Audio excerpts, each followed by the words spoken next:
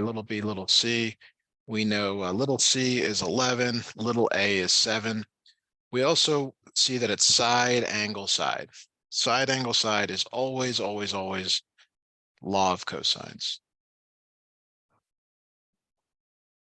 So you have to know the formula. If you're strictly using like the ones in the book, you're trying to find little b first. So b squared equals the other two sides squared. Notice I didn't say a and c, I just said the other two sides squared. Easier to remember that way.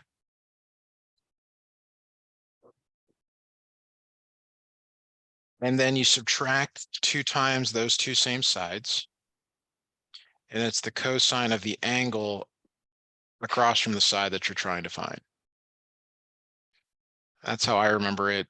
There are 3 forms of this. It's quite awful, but you have to do this. So having said all that, we got 7 squared for a. I'm just arbitrarily choosing a to be 7. I could choose 11. 11. I know we've labeled them that way, but it really doesn't matter because they're adding them up. 2 times 7 times 11 cosine 141. Make sure when you calculate this that you then take the square root. Your answer should be in the same order of magnitude of 7 and 11. Like it should be like 20, not 400. Grab your calculator, please, and give that a try for me. Radian or degree? Good question. So when you see the degree symbol, degree. Always ask yourself that. It's a great way to get the wrong answer and then never know why it's wrong. Kind of go down a hole of wondering why isn't this working?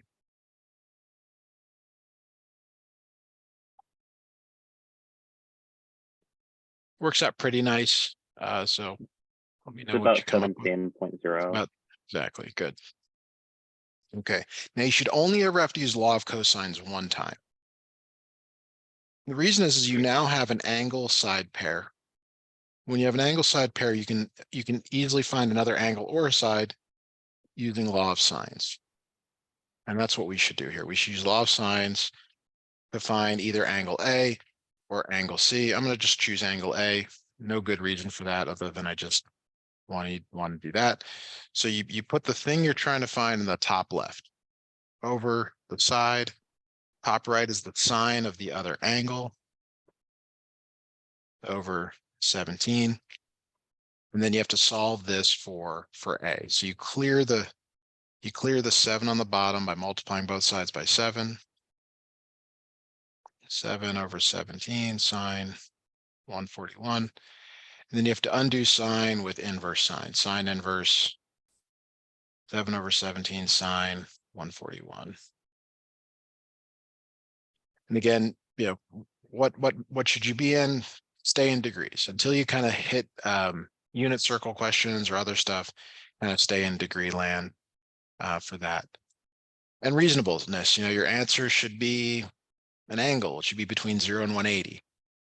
It shouldn't be like 0.1. That means there's a problem. So a lot of ways to go wrong here. Go ahead and let me know what you come up with. It is pretty close to a nice number. This is 15.0. Yeah, we'll just say 15. And from here, okay, you could use law of sines again, but you try to be smart about it and say, well, maybe I don't need to use law of sines. I can just subtract from 180. That would be 24 degrees. You got it. All right. All right, so 28, probably a good thing we're doing 28. 28 here, 28 looked like a right triangle, but this is not a right triangle.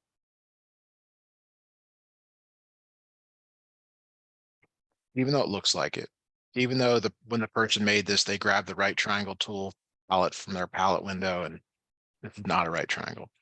You could confirm that by doing a squared plus b squared does not equal c squared. Don't make that mistake because you're trying to find angles when you're given all 3 sides, side, side, side, you use law of cosines. So just like in the previous problem, When you had side angle side, use law of cosines. Side, side, side, use law of cosines as well. It appears to me that you're going to get a law of sines and a law of cosines problem on your final. Now, you said multiple choice? Yeah. Okay. So the good news with that is like, that'll help you with some of your answers, but you probably still have to solve it all the way through. Or maybe it'll just ask you to find like one thing. It won't ask you to find the whole triangle. But here we have to find the angles. So the most common one here is when law of cosines is written like that. C squared equals a squared plus b squared minus 2ab cosine big C. Some books solve it for cosine C. Does your book do that? Or do you remember formulas where it's solved for cosine C? I think it does it how you do it. Okay. And this way it allows you to do either way, but you got to manipulate stuff to do that. So here we go. We're going to find C. So that's little c, little a, little b. Good to label them. Notice we're used to like C being on the hypotenuse, but that does not mean it has to be always in this problem especially. So C squared is 8 squared equals 10 squared plus 13 squared minus 2 times 10 times 13. Cosine of the missing angle we're trying to find.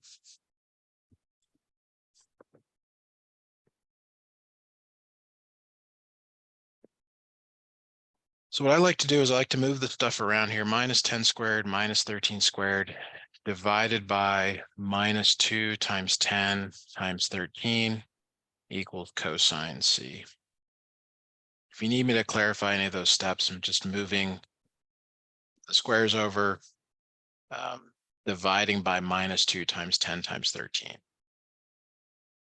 And then depending on like your comfort level with all that, you could then take the cosine inverse of all that. And really your calculator can handle this and more. It doesn't care, but when you do enter this in calculator, make sure you have parentheses around the numerator, parentheses around the denominator. Easy to make some mistakes there.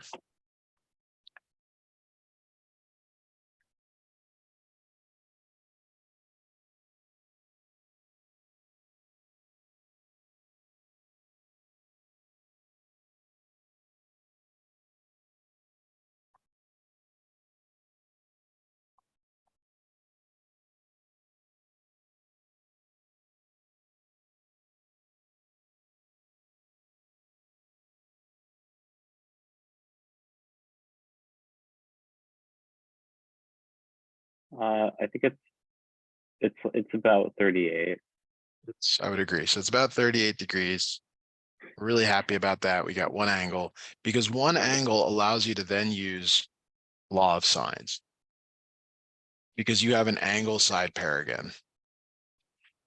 Angle side pair. That's a law of sines. So you can either find angle A or angle B. Do you have a preference for which one you want to find? Probably ankle A. Okay. Sine A over little 10 or little a, which is 10. Sine of that angle we just found. Now, you know, you might want to do the rounding thing here where you give it out, you know, use the rounded answer or go out a little more. It shouldn't matter that much, but if you see some differences, you know, be aware that could be that. Hard to say. It depends on the instructor how they'd go with this. So this is a lot like the last problem. If you could solve for sine or for angle A, let me know what you come up with.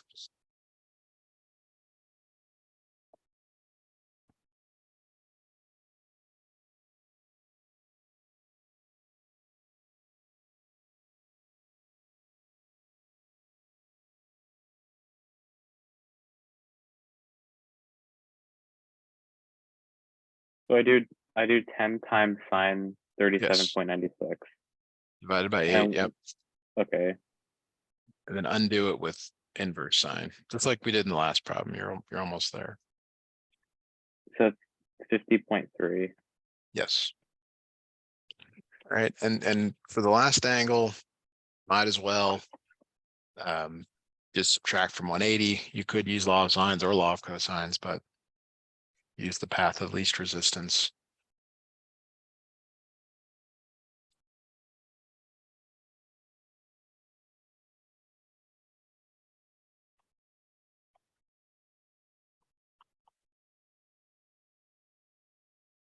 So angle B would be 91.7.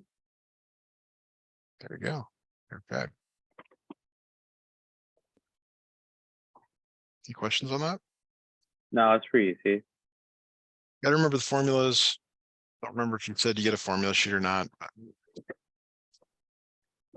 He's letting us have a page of notes. Okay. In that case, I would definitely have law of sines and law of cosines on there.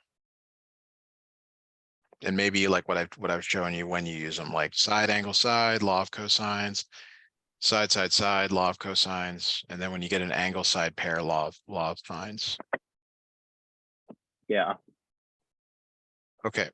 So I snipped in 31. It says to solve each equation using Gaussian or Gauss-Jordan elimination. I mean, you're on a final exam here. You said it's multiple choice. Are you going to be able to go to the calculator and just use matrices to solve this, do you think? Yeah, I Or do you probably think, can. or do you think you'll have to do it by hand? And that's, you know, I'd like to show you how to do this in the calculator if you think you'll be able to use it, and that's okay. Doing this by hand Yeah, is painful, but I it'll think be he'll done. let us use a calculator. He's not Okay. really like super strict about that. All right. Yeah, and that makes all the difference in the world here. So let me grab my calculator. The first thing though is we want to write this in matrix form. So notice this second equation is missing a z. It's really 2x plus 1y plus 0z equals 7. That's a common thing to do on tests. Also a common thing is to kind of mix up the letters. Just make sure it's in the same order, x, then y, then z, or whatever letters that they choose during the exam. All right, almost got my calculator up. All right, so I'm going to share my calculator screen. Hopefully you got yours out, ready to go. There it is. Okay. So go to math. Nope. Go to matrix, second matrix, which is above the x inverse.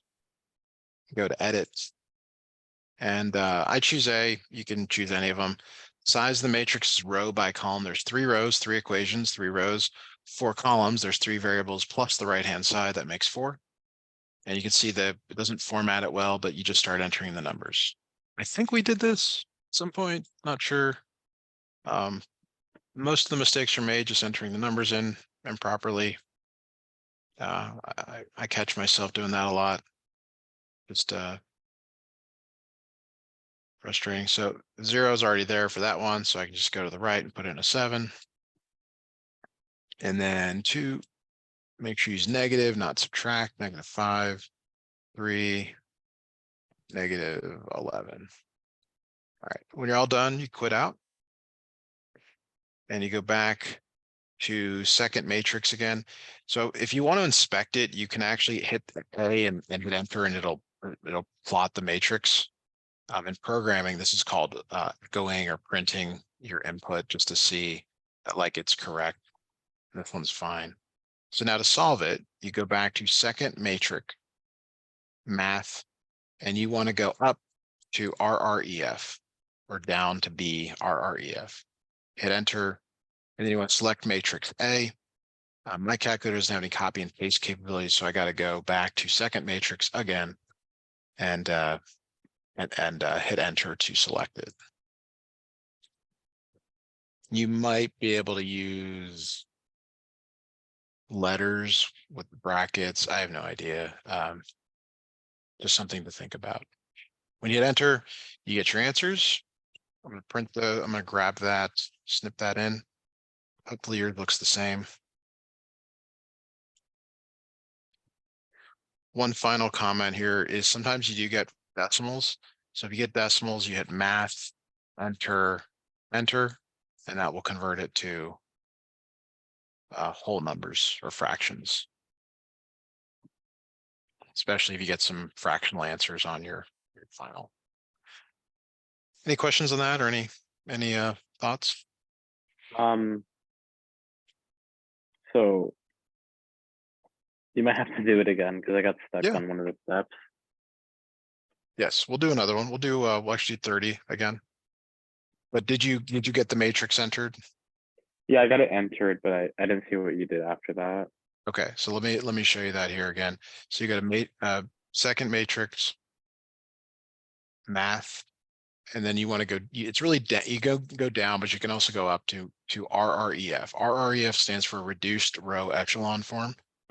That's key. You select it, you hit enter, but you have to supply it an argument. You have to give it something.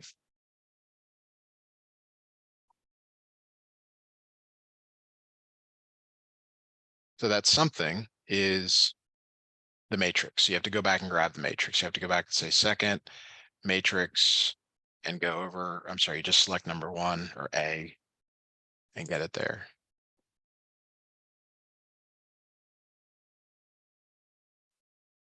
Oh, okay. Yeah, I see it now.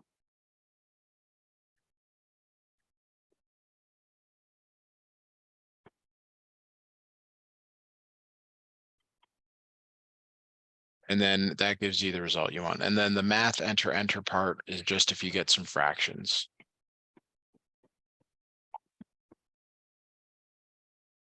All right, so this is worth doing. Let me have you, because we either 30 could be an unusual problem here. So let me go back to the other screen and have you try 30 on your own. You will have to make a new matrix. Like you can use A, but you have to resize it.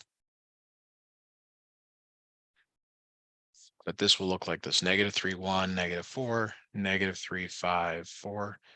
Would you attempt to use the matrix solver for that, please? So this would be a 3x2. 2 by 3, 2 rows and 3 columns. And the nice thing, 2 by 3, the nice thing is that the calculator they would have extra entries, and you would say, oh, maybe I made a mistake there. I didn't mean to have those that many rows or that many columns.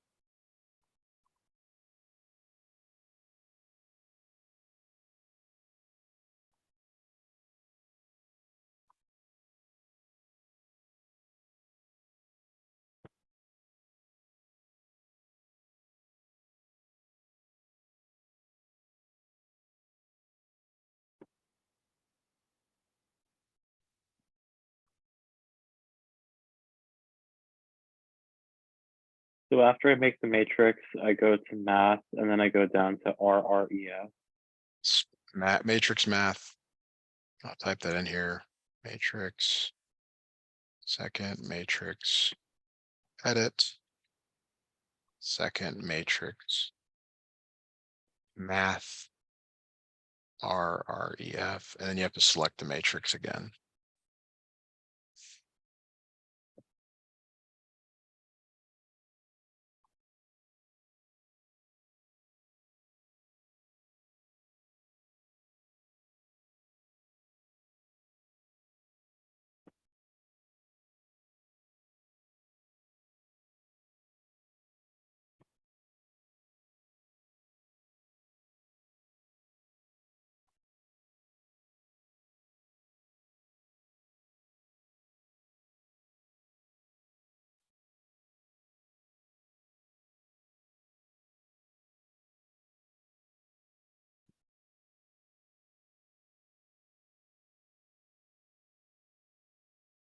Let me know when you've got an answer or something in here.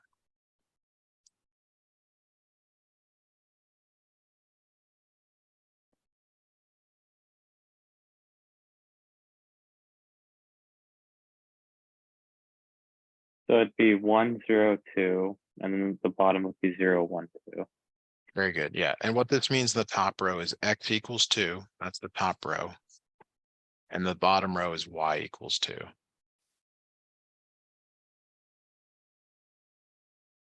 And if that's clear, we can go back and look just quickly at this last one. This first row means that x equals 1. Second row is y equals 5, and third row is z equals 4. Now there's a few exceptions. There's the infinite solutions, there's no solutions. Not sure if you want us to cover that because we don't know what'll be on your final, but I don't think he's ever did that actually. All the times he did this, they worked out right. well, that is sure nice. I would not be that kind because I think it's important to kind of know the difference, but it's a final. They can't cover everything, and you kind of are a little ways guessing like, well, I hope that it should be the major stuff. Yeah. All right, so let's look at 33 next. Is that okay? Yeah, that's fine. All right. So next you're doing matrix operations. So the really long way to do this would be to make matrix A, this one on the left, and matrix B on the right, and then to subtract them on the calculator. It does work. Okay. We'll always give you the right answer. It would also tell you if there's an error. Okay. But we'll kind of focus on some of the rules. So you can add and subtract matrices, but they have to be the same size, exactly the same size. No differences.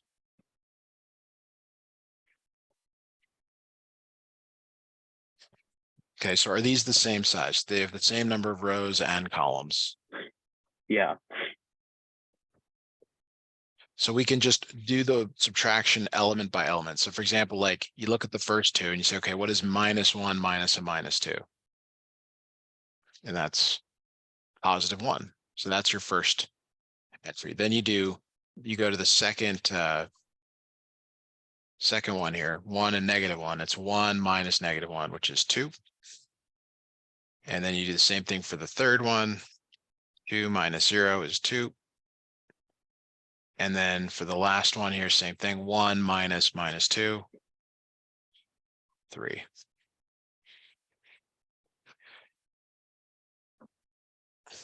Another thing you could do on the final is do it by hand and then check with the calculator, like if you had extra time at the end.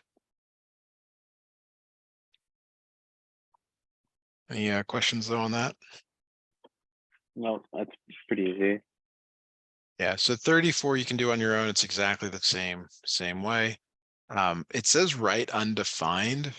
So it would be undefined if they weren't the same size, which is kind of an exception. So what I'm hearing is your teacher isn't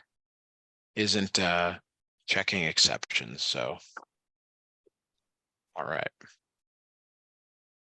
35 here. Let me check here something.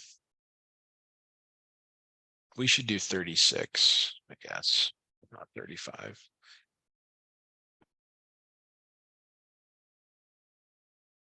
Calculator can do determinants. That's what this is asking you to do. So to do this, you have to go back to your calculator and enter a 3x3 matrix.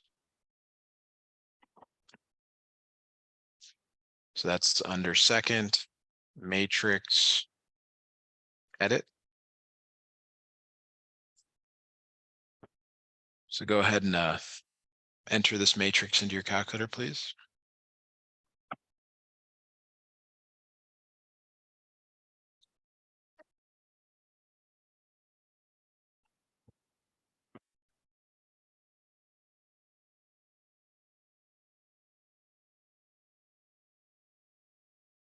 I got it. Very good. Now, once you get it entered, you go to second matrix. I always like to quit out, but you can do second matrix, math, and then you scroll down until you see DET. DET stands for determinant.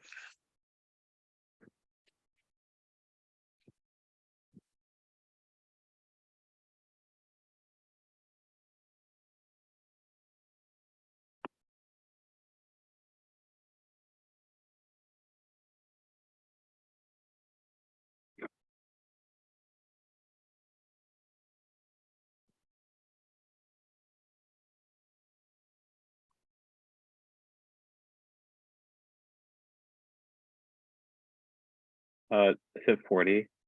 Yes.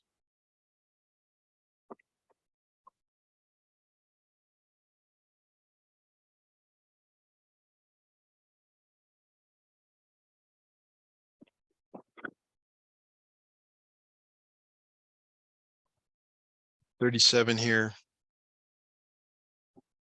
Take a look at this. All right, so the issue here is getting the size of the matrices before you multiply them. The first, it's always rows by columns, rows by columns. Now you got to figure out a way to remember that. The first one is 3 rows by 2 columns. And the second one is 2 rows by 2 columns.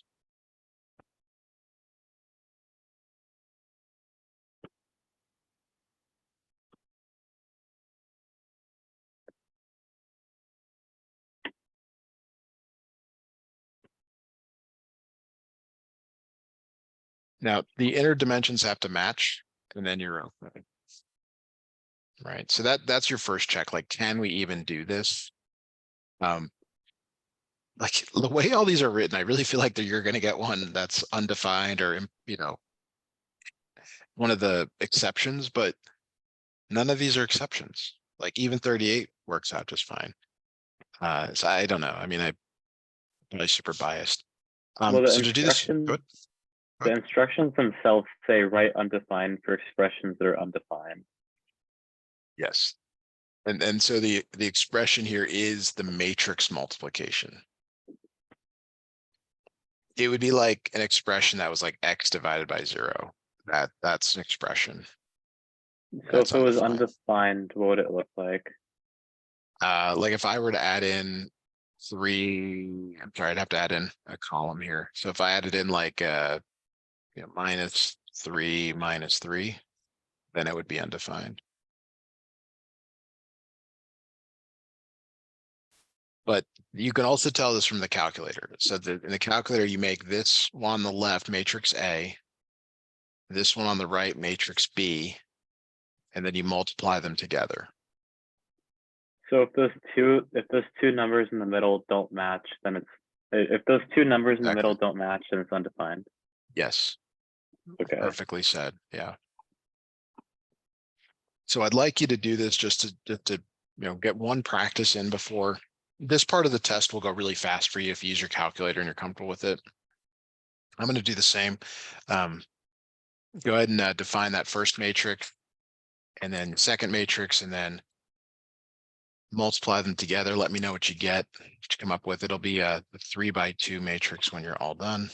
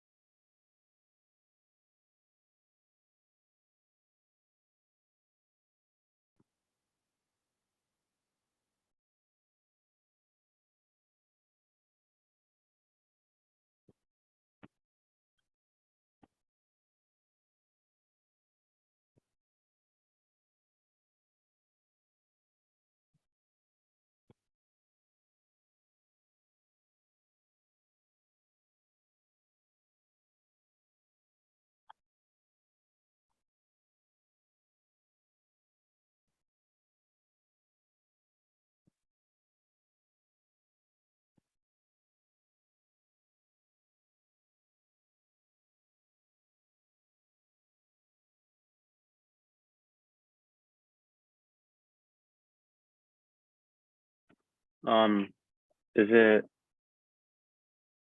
so the top row is 8, -8. The middle row is -48 and 6.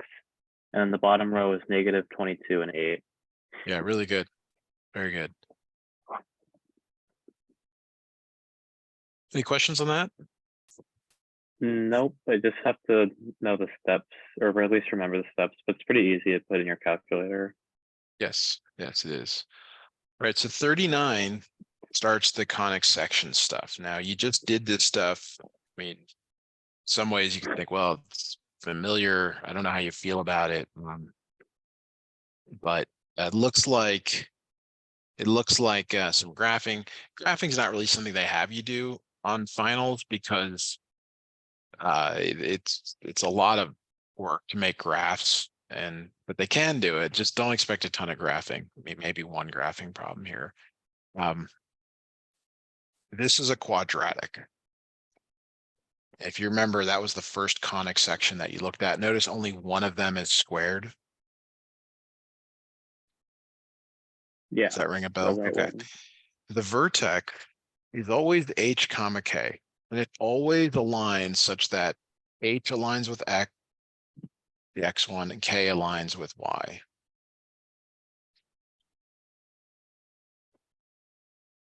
So what would h and k be in this problem? Any guesses on that? Hang on, let me bring up the other cheat sheet. Oh, good. Yeah, that's even better. Yeah, so the h would be the -3, and then the k would, oh, actually the h would be the +3. That's And the right. k 3 would comma. be the +2. Yes, 3, 2. So I would put that point there, 3, 2. And then really when you kind of get down to the most basic thing here is what you're looking at is either a y squared or an x squared.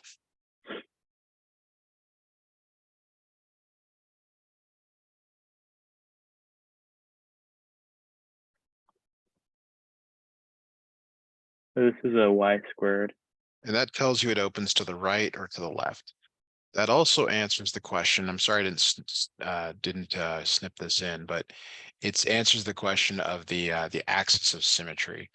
So the axis of symmetry always cuts right through it. So in this case, the axis of symmetry is y equals 2 because if the y squared, so it opens to the right or it opens to the left, depending on that.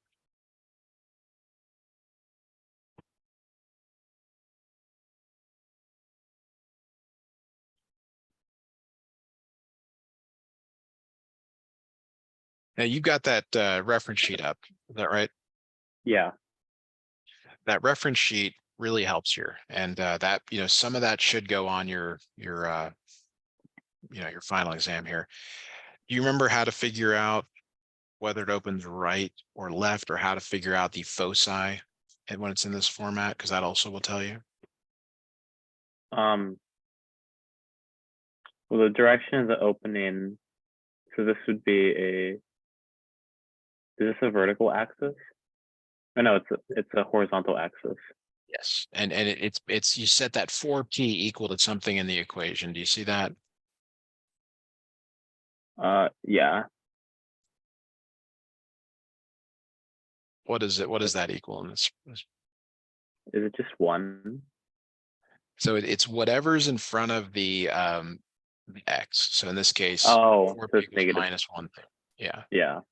So then p equals -1/12, which isn't super helpful, but it does tell you which way it opens, whether it opens right or it opens left. In this case, it opens left. Not super helpful because like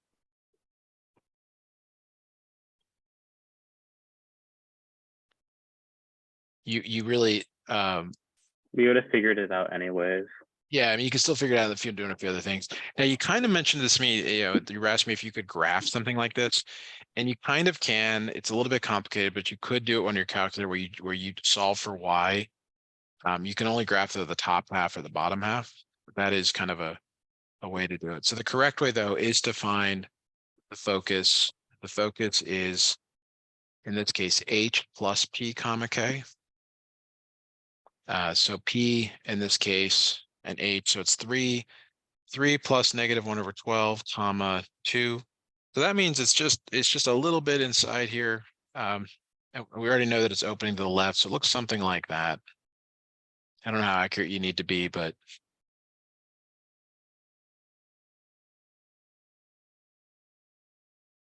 For multiple choice, what'll happen is it'll have 4 graphs, and it'll be like, which one is this one?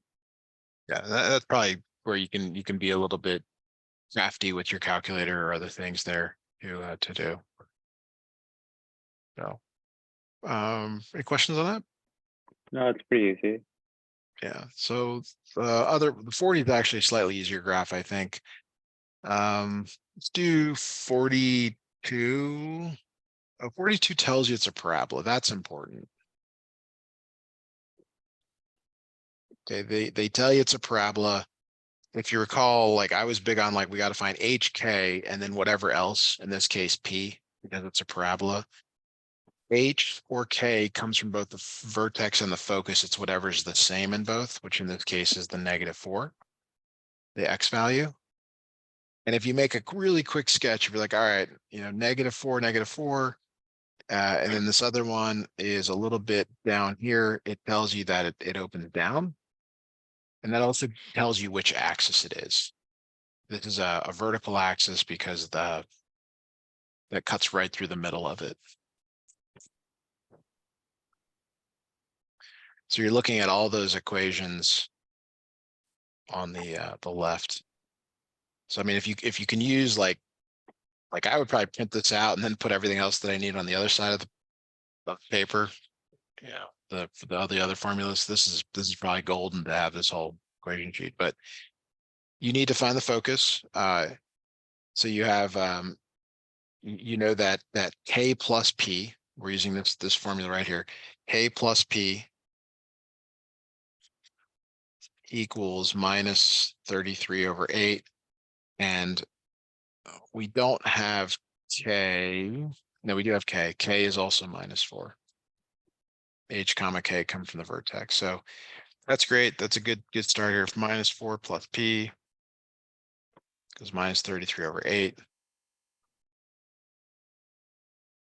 So when you add 4 to both sides, P equals -33/8 plus 4. 4 is really 32/8. So P is equal to -33/8 plus 32/8, which is -1/8. And we're doing all this so we can write the equation.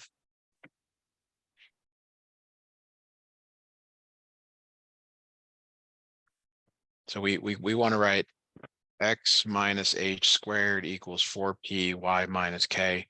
So we need the values of h, k, and p, and now we have them. Right? We've got h and k are -4 and 4. So we have x plus 4 squared equals 4 times -1/8, y plus 4, like that. A little bit of simplifying. -1/2 y plus 4. There's your final answer for that.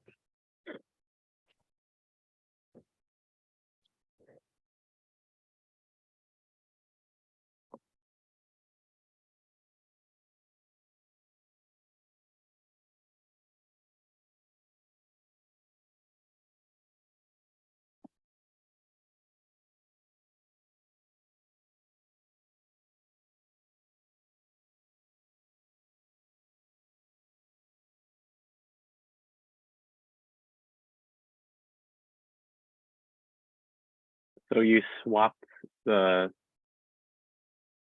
So how did you get x plus 4 squared? So For your h is -4. So you change the sign, x minus a -4. okay.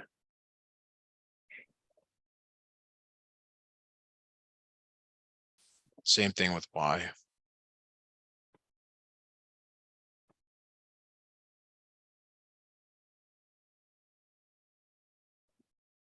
I got it.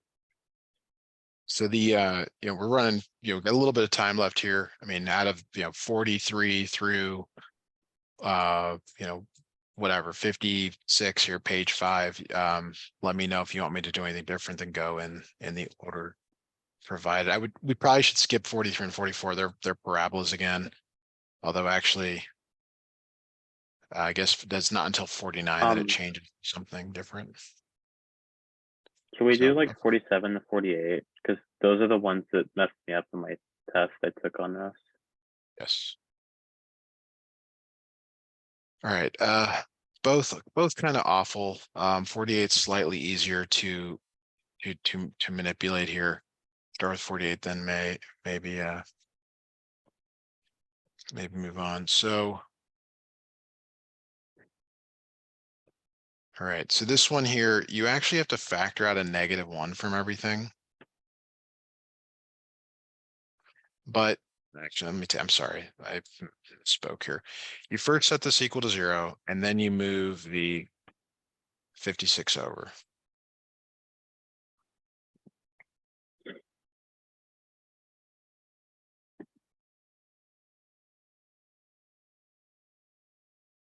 Okay. So we're going to fill in the red box, and this is where you now factor out the negative.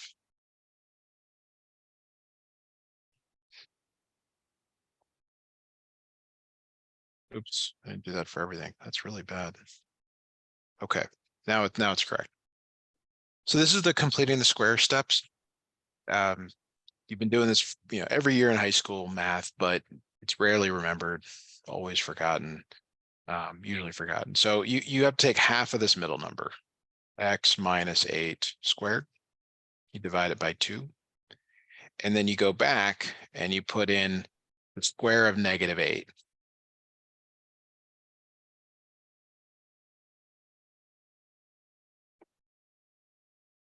So the square of -8 is positive 64.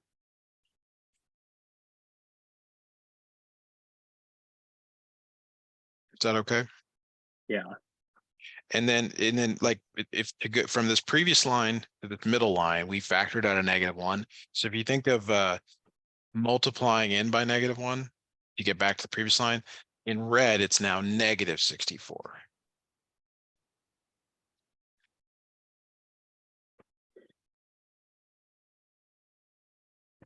All right. So now on the right, it's 56 minus 64. That's -8 equals -8, and you bring this -1 down.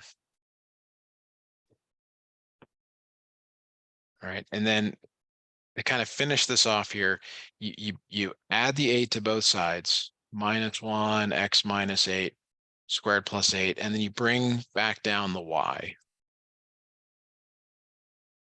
I know this looks bad. We're almost there. We're almost there.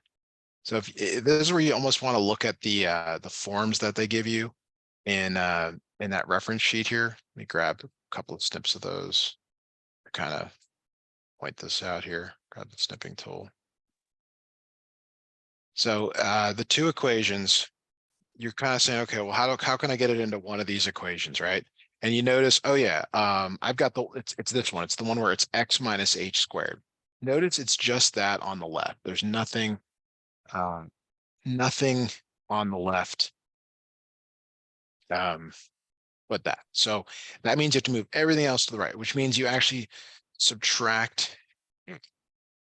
So it becomes y minus 8 equals -1 x minus 8 squared. And at some point you switch sides here. So we're going to do that now. -1 x minus 8 squared equals y minus 8. And then you notice it's always in parentheses. So the -1 is actually going to come over here to the right in parentheses. Because you're dividing by -1 or multiplying by -1, but you're not actually multiplying what's on the right by -1. You're just putting it in front.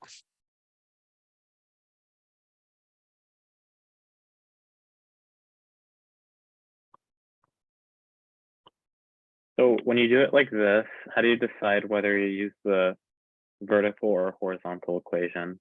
It's based on which one is squared. Since the x minus 8 is squared, it's the x minus h squared. Oh, okay.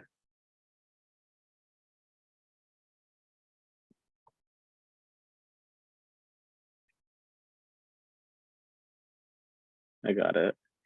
All right, and then from here, you've got your, you've got it. Like you can then do whatever it is that you want to do. And we don't have anywhere near enough time to do the next one, but I'll at least sort of start the process here in the last minute. I mean, it's the same process, but different numbers. One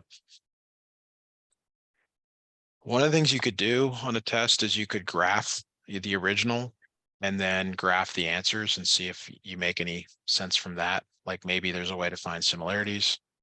It's kind of a shortcut here. So again, you're kind of figuring out what goes here.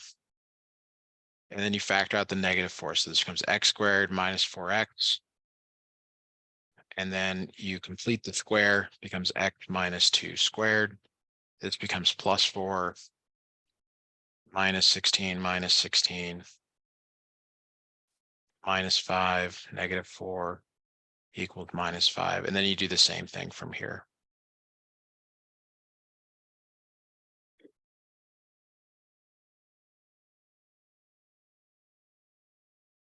All right, we do unfortunately have to stop here for today.